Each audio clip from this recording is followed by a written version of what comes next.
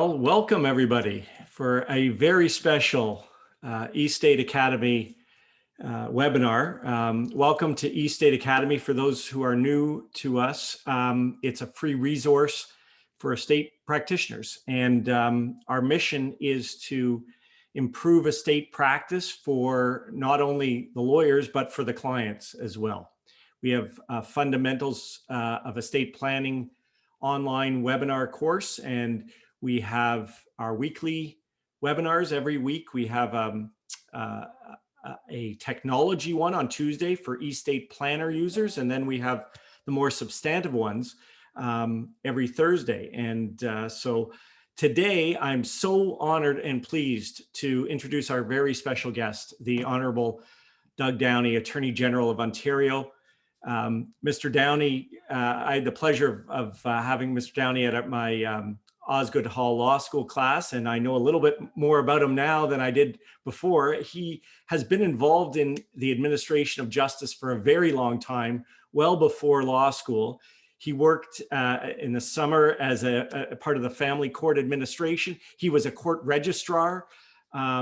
He got an MA in judicial administration from Brock, a law degree from Dalhousie, a master's of law from Osgoode, and a certified specialist when he practiced, and was appointed the Attorney General of Ontario in 2019.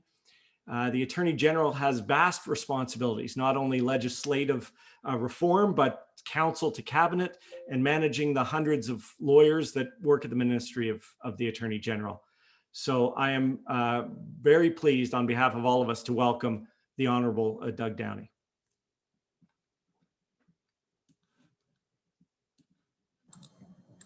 There we go. I had to get unmuted. So thanks for having me, Jordan. Look, you and Ian and your colleagues have been so helpful in terms of us getting the justice system turned around in parts and improved in so many others.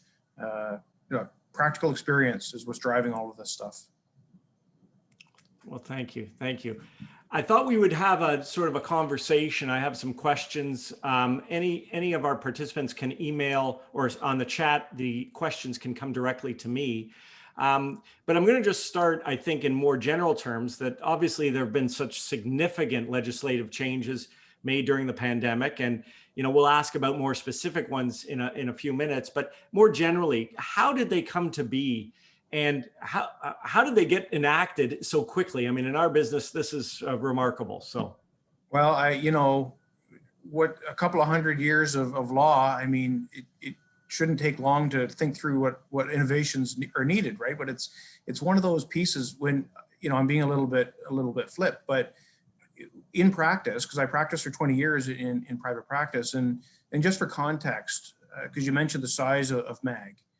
And what goes on there. But before I got there, my world was private practice and trying to make change in the system and trying to push change through. I came to government with a folder of things that quite frankly, I just didn't understand why they were that way and that I thought needed to change. This is before I was AG, and I started in things like the Planning Act, which really just hadn't had any attention for decades. And reached out to practitioners. Like Sid Troyster was phenomenal on that. These are things where the bureaucracy said, what are you talking about? We had to catch them up to speed with the private practice of law. But the Ministry of the Attorney General, just for everybody here, is the second largest land manager in government. It's a massive department with thousands. It's the largest law firm in the country in terms of number of lawyers and the infrastructure. So it is a very big machine, I will say. And everybody here knows that not all law happens in a courtroom.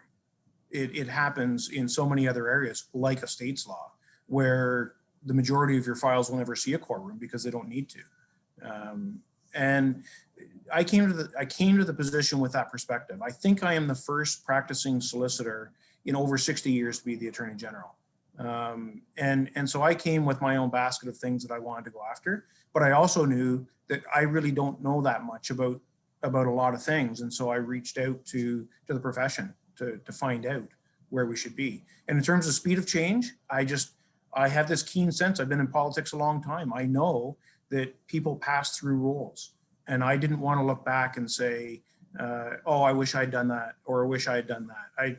I'm very impatient and I want to drive through change quick.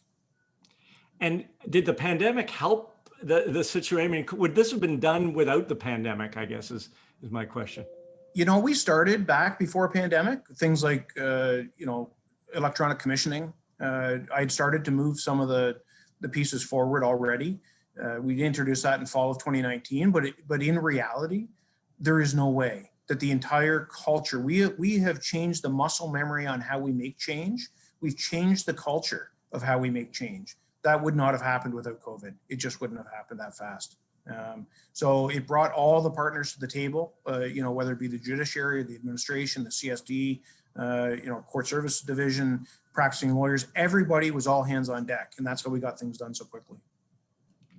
Well, that's great. We're going to talk, I guess. Let's start with the one that's might be most important to us, and the one that came the quickest, which was execution of wills and the use of remote execution. And maybe talk a little bit about how that came to be in its first way, and then what the final version, because I know we've had a bunch of questions about this contemporaneous execution and slight changes there. So maybe I'll open the floor to you.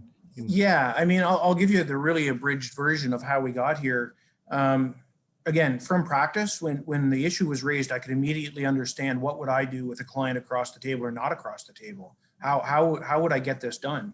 And I heard stories of people meeting in parking lots, through windows, front hoods of cars, just things that I think of my former clients. And yeah, some like it would be fine, but some it's not going to work. And I'll tell you, I got a call from somebody that's really crystallized for me when I got a call from somebody saying, look, my daughter's a lawyer. She's practicing. She's having this issue. Would you mind chatting about it? And I see Sasha Green's on and she's watching. I saw her name on the list. It was Sasha that I phoned. I was driving home in my truck, phoned Sasha, said what's actually happening, crystallized what the issue was. And I went to my guys and I said, we need to fix this. And the immediate response was, first, I need to understand what it was that we needed to fix. And so I could explain that from experience and from those conversations. I then said, sure, I'm happy to do a consultation. We have to do consultation. We want to get it right. And so the traditional response from the bureaucracy was, as they would be expected to do, let's find individuals that may know, let's send out a letter, see if they'd be willing, all this kind of thing. And I said, no, we don't have time for this. You get your list, I'll add to the list. Let's do a Zoom call on Friday. And then that's how it started. And, I phoned Ian picked up the phone, walked through a bunch of these things. I know you were intimately involved in it all the way through. And we created an iterative discussion. That's not how policy is usually done. But from start to finish, it was about 11 days to get the emergency order in place, which in government, even in private practice, would be lightning speed. But I'm really proud of this one because it shows government can do it. One of the key elements of that was the requirement that a lawyer or a licensee of the Law Society be one of the witnesses. What was the thinking behind that? And was there pushback, I guess, about that? Yeah, there was no real pushback. That was something that I inserted personally that was important to me to intake because I wanted potentially for this to be a long-term piece. We had to have confidence in what was happening. And I thought the only way we could have full confidence is to have the Law Society being oversee and Law Pro involved and have somebody who's accountable somewhere be part of that process. We've all seen the files where, people cut corners. I'm not going to cast aspersions on family members, but, there's all sorts of things that happen. I wanted a professional at the center of it. And we get questions about this contempt. So there was a slight change in the final version that received royal assent that required contemporaneous execution by the testator and the witnesses. I know you're not going to, there's no comment about interpretation, but what was the thinking behind that? Yeah, again, we want to have confidence in the system that we're using. And as we talked about earlier, these are hundreds of years of laws that have been in place. I think about when it was explained to me in law school, by the professors and ever since, there's a reason why there are two people there at the same time. It just, that to me seemed like quite a departure, and we were already departing from a lot of the history. So, you know, maybe it will evolve in the future, but we want to do enough change that is practical, but not too much that we open up for other mischief. You know, it really is a balancing. I heard a lot on both sides of that one. That was a fairly contentious piece. People talking about practicality versus safeguarding the system. It's a bit of a balance there. Well, that takes me to my next question, which is about execution in a sense, and the whole idea of electronic wills. The Act specifically says it doesn't allow electronic wills, digital signatures. I don't think I have ever had a client in the last 15 months who hasn't said, why can't I just sign this using DocuSign?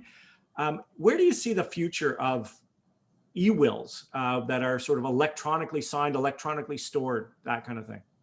Yeah, you know what? Who knows where technology is going to take us? Again, we have to have a confidence in the system that what we're dealing with in terms of wills is right. Look, maybe we'll end up with you know, instead of holograph wills, we might end up with hologram wills. Who knows? You know, technology enables these things to happen. I think what we need to do is make sure that we're positioned with rules, regs, and practice to adapt to what's available, and then again measure that against consistency and security for the public. And do you see, I mean, is that something on your radar as far as, do you see that as a priority, electronic wills, or not particularly? We've consulted on it, so it's out there. It's been part of an ongoing discussion. I think in terms of the things that we need to change, it's something that we have to be conscious of, watch what other jurisdictions do, you know, so that we're learning from each other. But it's not something that I wake up in the morning and say, we got to get that done tomorrow.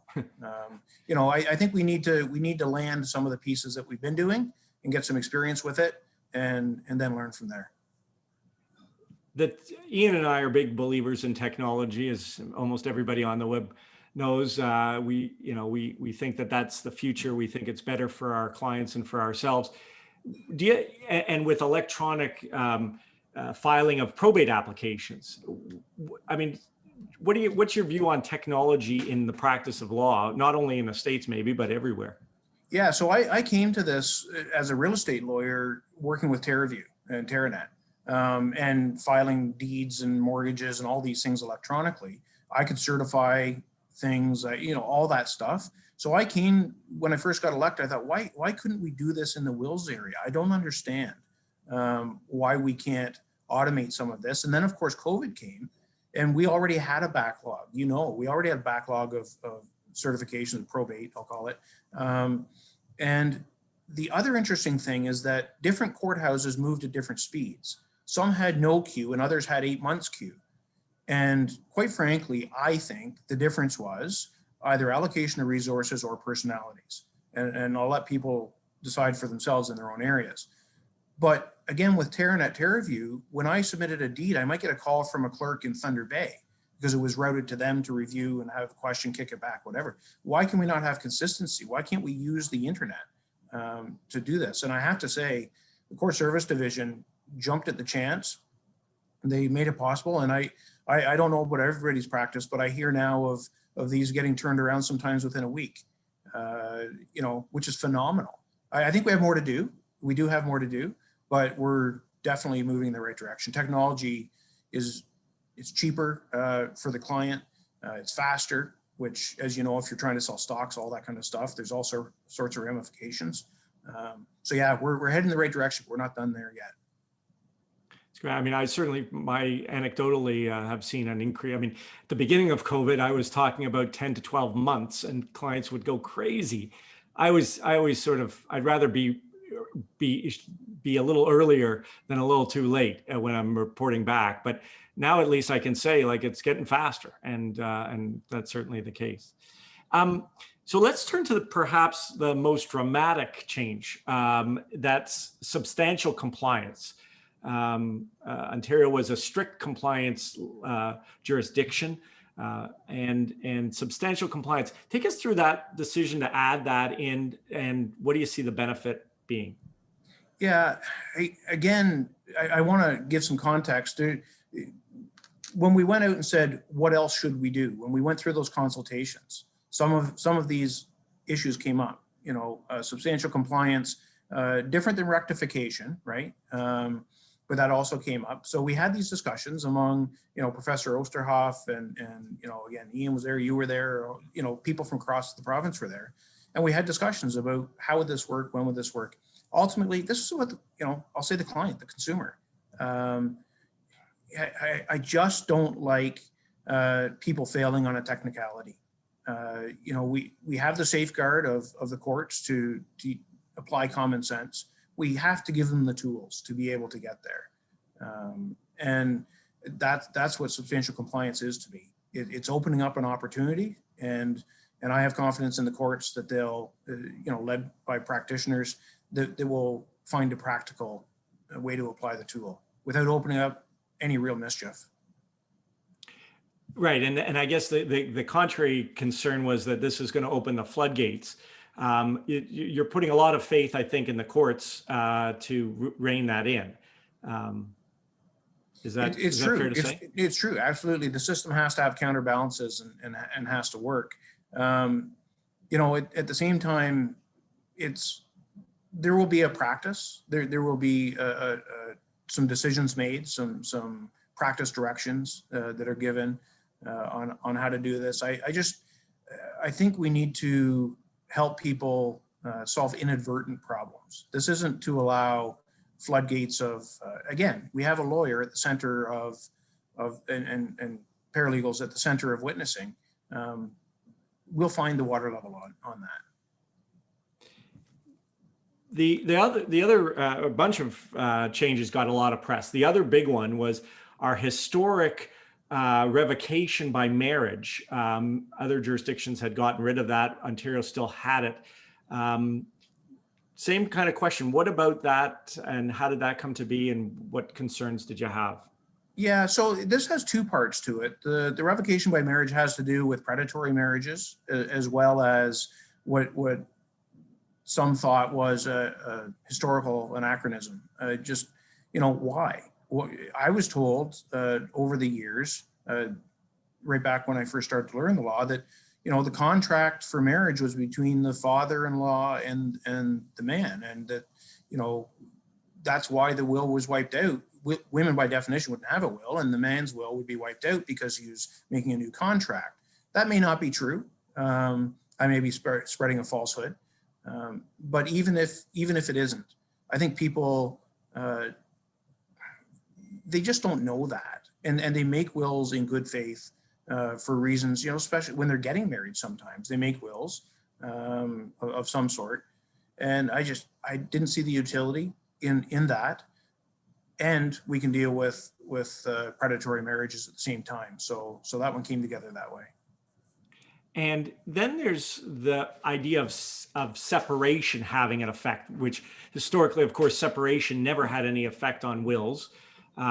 It's now equated in a sense to divorce. What about that amendment, and how did that come to be, and what do you see as issues with that, if any? Yeah, so people can always override that. There's no question if that's what they choose to do. And just to be clear, so that issue won't come into effect until January of next year, and a separation happens after that date, right? So it's very future. Give people a chance. We're not trying to catch anybody that isn't paying attention. The thought around that was there are a lot of instances where a couple will separate and not file for divorce because one of the spouses is able to use the benefits of the other, or where they intentionally are in a position where there is a benefit, but they didn't mean to benefit all the way through the estate. And so again, they can make some conscious decisions. Some people separate and they just never get around to filing divorce, but they've created a whole new life. And we're talking 20 years after sometimes. So again, we want to put some guardrails on that, so that we put, it's a period of time. It's not right away. Give couples a chance to work through their stuff, and there's still the dependence claim if that's what it is. So it wasn't a complete revocation of rights. But at the same time, I think we were due as a modern province. How much are you relying on what other provinces do when you look at this? Does that go into it?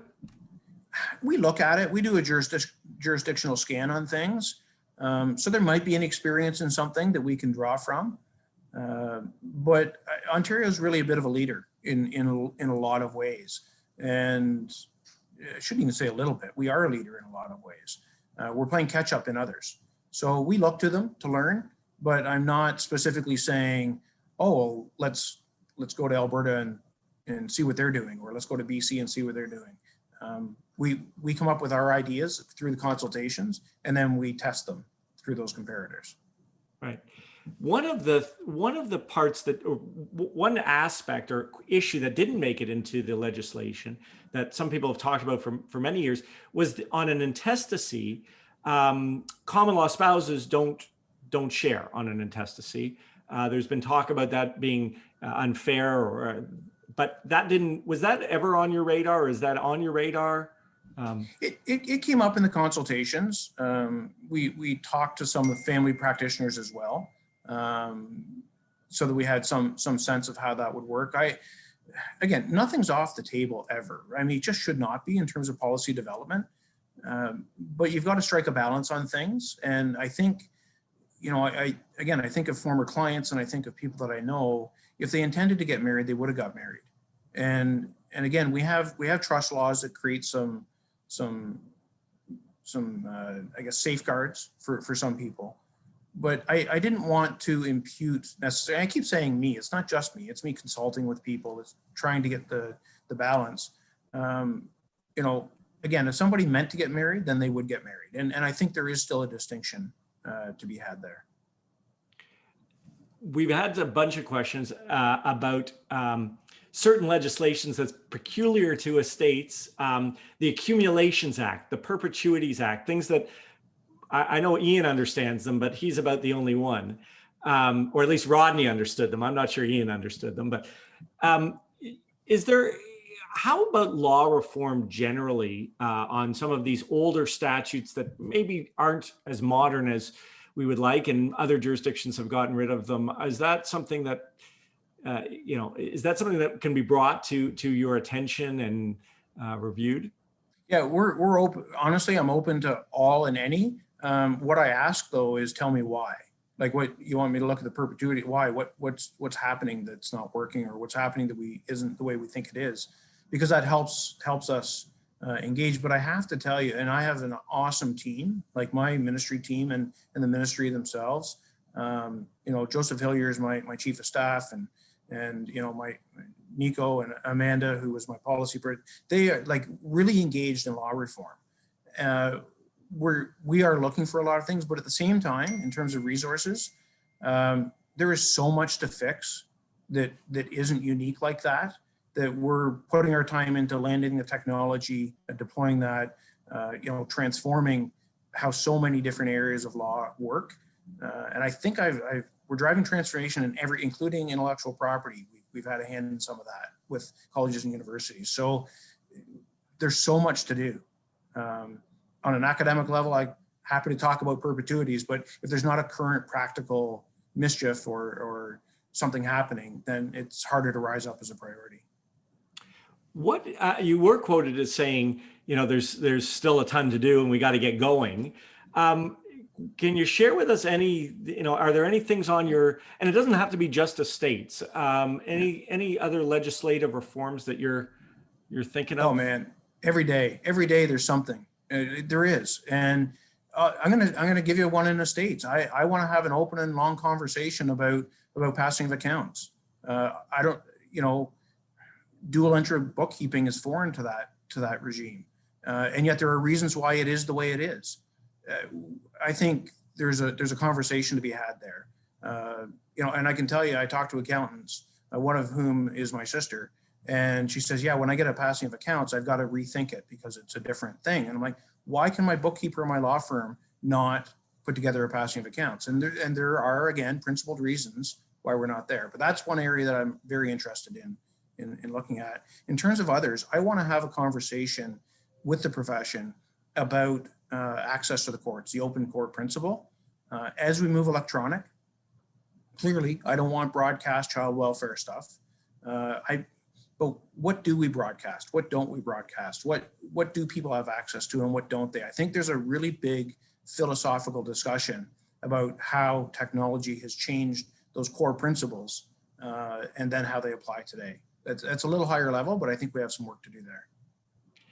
I know Ian, Ian's the litigator here of the two of us, and remote court appearances has, I mean, when, at the beginning of this, we didn't know anything about this. How do you see that? Do you see that as a success? Do you see that as continuing? How do the judges generally deal with it and the court staff? What are your views on that? Yeah, no, it has to continue. I mean, the amount of change in process, the savings for time, the efficiencies in the right instance. So again, it's not for everything. We're going to find again what it works for best and what it doesn't. But I can tell you all the bail and remand that is happening by video now, 100% in and out of custody is happening by video. The ramifications for court security, for moving people around, and I'll give you just a very small example. If you're in an institution and you're being moved to a local courthouse for your bail hearing, if you get bail, then they open the doors and away you go. But where are your keys and your cell phone? They're back at the jail. And in my part of the world, that's buried a Penetanguishene, and that's a long ways. This takes away that whole discussion about whether somebody's stuff moves with them, because it doesn't currently. There are all sorts of side benefits to this. And you book a JPT at 10:30 in the morning, you don't have to leave your office. You do your pretrial. It starts on time, ends on time. Your client's not paying you to travel. There's all sorts of side benefits to the clients. Yeah, I mean, in the limited stuff that I've done, it's so much more efficient. It's you can't even believe it because you don't have to go all the way there, and you just pop on, and the judge is there, and you say good morning, and you get it done. And especially in our area where a lot of it is routine and over the counter and that kind of stuff. So we just have a minute left or so in concluding. I don't know if you had any concluding remarks to our group. Yeah, I'm thrilled with everybody's engagement, and they send ideas. And as you know, I may pick them up off social media. If somebody tags me, I do read them. I don't always respond because it's not a place for debate, but it's a place for gathering information. Send ideas. We're not done in any area of law. We may not move on them right away, but we'll certainly have a look at them. And sometimes things will incubate over time because a seed's been planted. And I think that's the most encouraging thing to me is people are now offering ideas and practical solutions because they know they might get acted on. And quite frankly, that's why I came to government. It'd be no surprise to anybody on this call, but it's not a good economic decision for some lawyers to run for parliament. But man, I tried to make change by pushing it through before, and it's a whole lot easier to pull it through. So it's very rewarding. Best job I ever had. Absolutely love it. And I'm encouraged by the profession who's encouraged by the change that's happening. Well, thank you so much. We in the Estates Bar are, we've got a bit of whiplash of the changes that have been made in the last 15 months. And we're thankful for your focus on our area, which is often neglected, and for your hard work in our area, and for taking the time today to speak to us. So thank you very much, Mr. Attorney General. Thanks again for putting this on, and anytime, happy to engage. Great. Thank you to everyone who has joined us at East State Academy, and we hope to see you again next Thursday. Thanks so much, everyone.